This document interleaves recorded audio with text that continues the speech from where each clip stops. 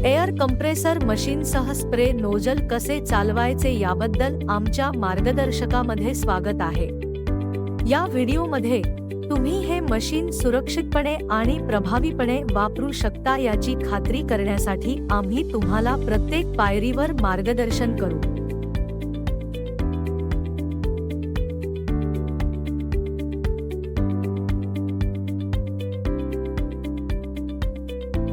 चला प्रथम या मशीनच्या प्रमुख भागांसह स्वतःला परिचित करूया।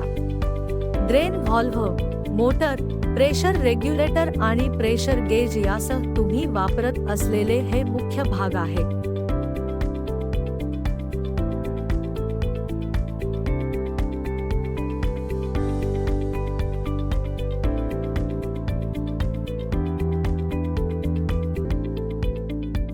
प्रेशर रेग्युलेटर वापरून तुम्ही तुमच्या गरजेनुसार दबाव बदलू शकता।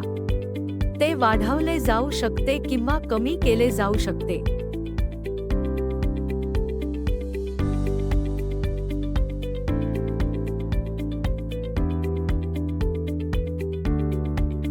कव्हरमधून एअर फिल्टर उघडा आणि कंप्रेसर एअर वापरून फिल्टरमधील धूळ साफ करा।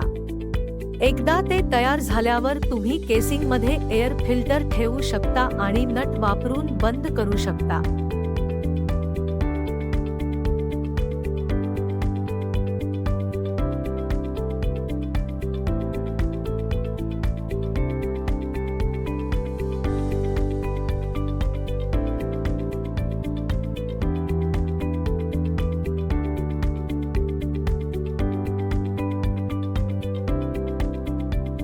हवेतील ओलावा ड्रेन व्हॉल्व्हद्वारे काढून टाकणे आणि रिकामे करणे आवश्यक आहे, कारण हवेतील ओलावा काढून टाकला नाही तर उपकरणांचे नुकसान होते।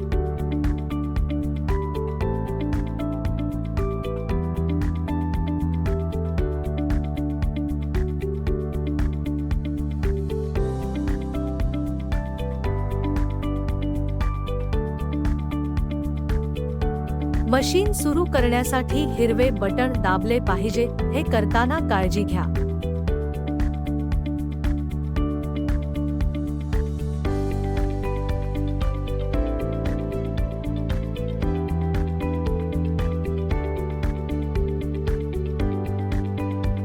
स्प्रे नोझलचा वापर गोंद लावणे आणि लेदर किंवा पादत्राणे रंगवणे यासारख्या अनेक क्रियाकलापांसाठी केला जाईल।